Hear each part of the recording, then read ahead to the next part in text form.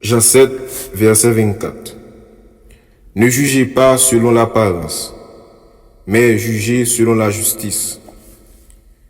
Une des faiblesses les plus profondément enracinées de l'humanité déchue, c'est sa tendance persistante à juger selon les apparences. En effet, nous jugeons quelqu'un d'après son allure.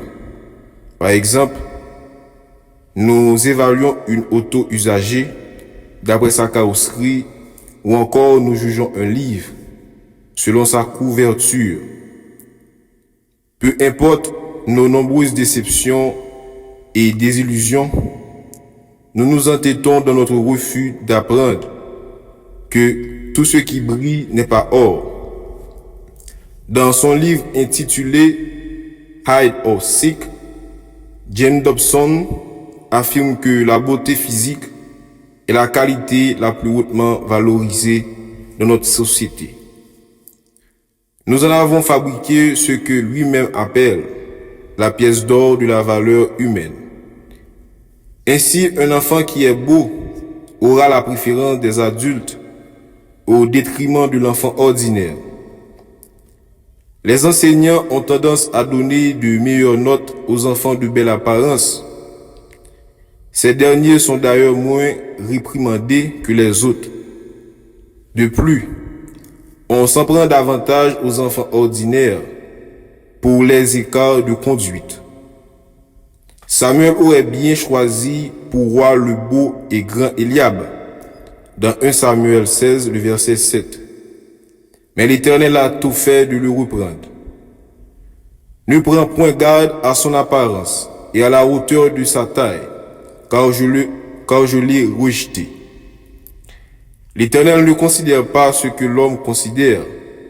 L'homme regarde à ce qui frappe les yeux, mais l'Éternel regarde au cœur. La plus grande erreur de jugement de l'histoire s'est produite au moment de la venue du Seigneur Jésus sur notre planète. Il semble qu'il n'avait rien d'impressionnant en ce qui concerne son apparence, car il est écrit, il n'avait ni beauté ni éclat pour attirer nos regards, et son aspect n'avait rien pour nous plaire.